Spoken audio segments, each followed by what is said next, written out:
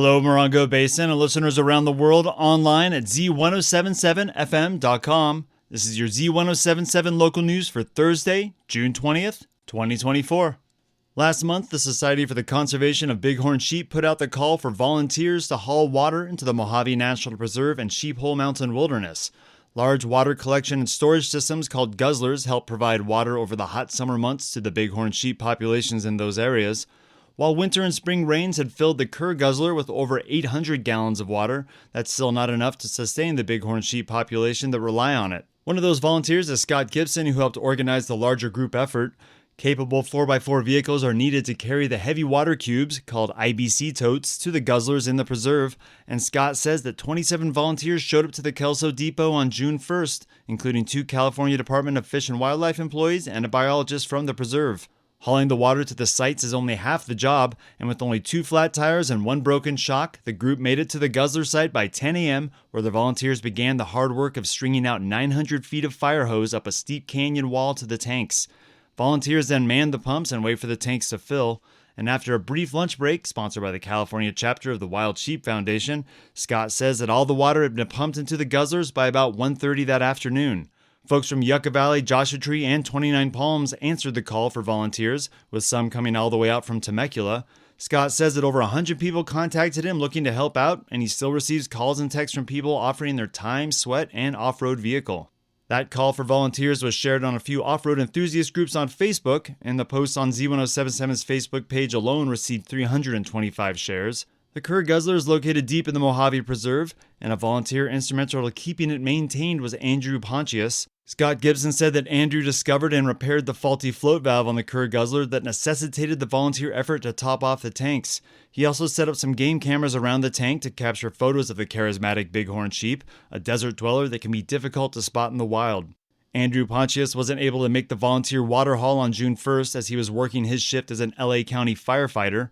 2 weeks later, on June 14th, Andrew Pontius was tragically killed in an explosion while fighting a fire in the Antelope Valley. He was a 19-year veteran of the LA County Fire Department and an avid volunteer and advocate for bighorn sheep, often hiking deep into the wilderness on his own to check on tanks and repair and maintain equipment. His funeral on June 19th had a 20-mile procession of fellow firefighters and colleagues who showed up to honor the 52-year-old.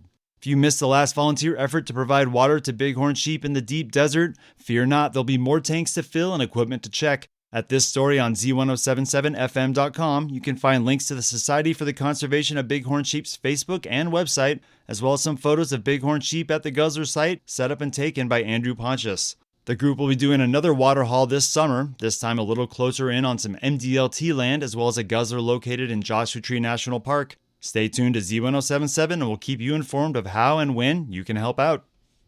Last night, the Morongo Valley Community Services District Board of Directors held their regular meeting in Covington Park's multi-purpose room. Assignment reporter Gabriel Hart was in attendance and has this recap for us today. The meeting began with the International Association of Firefighters Union State Rep Kevin Fugate, offering his support to the stretched-thin Morongo Valley Fire Department who are currently facing temporary shift layoffs. Fugate informed the board of various grants he could assist with, including FEMA's Staffing for Adequate Fire and Emergency Response grant that Fugate stated is offering $325 million for districts in need. The good news continued with Fire Chief McKeon's report, stating that the arrival of various reimbursement checks, 2,000 in from collections sent to non-resident emergencies, and over the weekend $516 was raised at the car wash fundraiser, matched by Small Town Grill for a total of $1,032. With more grant money arriving, Finance Director Johnny Tolbert reported positive developments for the district, stating that even with the 3 pay periods for the month of May, quote, "we got in more than we put out," unquote, confirming that the spending freeze is working, unquote. The board discussed reapplying for the Federal Excess Personal Property Program, expressing concerns with maintenance and insurance for apparatuses on loan. With the district in current need of upgrades, President Gorky made a motion to approve the resolution authorizing application for the program, which the board approved 5-0. After the public hearing for the preliminary budget for 24-25, the board reviewed and approved the budget and adopted the workforce reduction policy in accordance with the district's MOU and IAFF Local 5028. The board voted 5-0 to eliminate 1 firefightership position while gaining 1 reserve shift, adjusting payroll taxes as a result. IAFF State Rep Kevin Fugate lent his insight and potential assistance again, suggesting near-future collaboration with the board. Reporting for Z107.7, this is Gabriel Hart. The 29 Palms Parks and Rec Department are holding their annual summer movie series, and tonight you can come see Black Panther 2: Wakanda Forever for free at the community center. Moviegoers are encouraged to bring their own chairs and blankets to get cozy and comfortable. There'll also be drawings for kids, adding an extra element of fun to the evening's festivities. Wakanda Forever begins at 8 p.m. at the 29 Palms Community Center, located at 6547 Freedom Way. Next week, Super Mario Bros. Jumps onto the big screen, followed by Strange Worlds in July. It's Thrifty Thursdays at the Friends of the Yucca Valley Library. That means it's buy one, get one free on all books for senior citizens, and those bargains extend to DVDs too.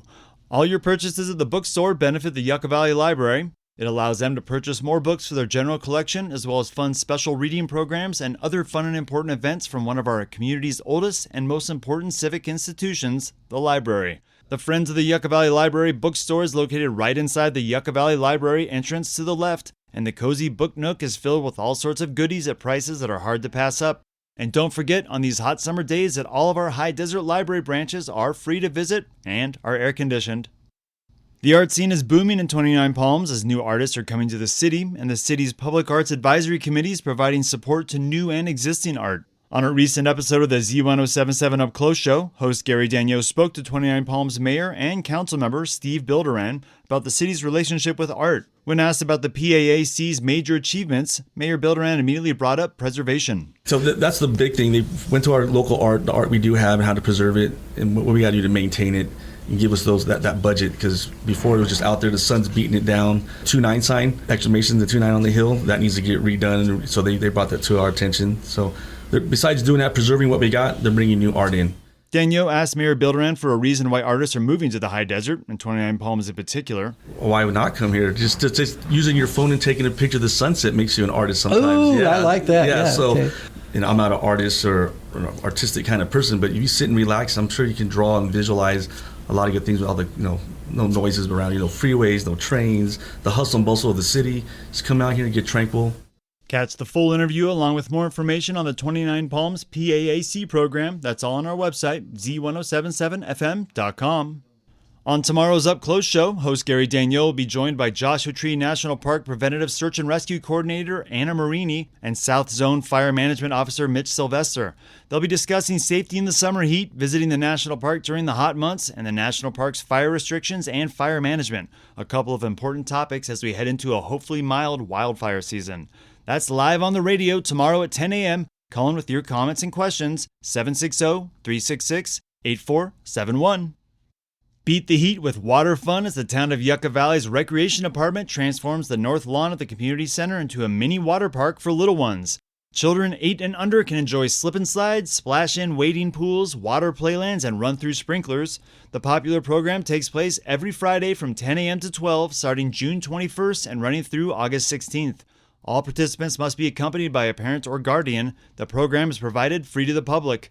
The H2O program is sponsored by the Town of Yucca Valley Community Services Department. For more information, you can call 760-369-7211 or visit the Yucca Valley Community Center Monday through Thursday from 9 a.m. to 2 p.m. And for more programs and activities, you can view the Town of Yucca Valley's Spring and Summer Activities Guide at www.yucca-valley.org.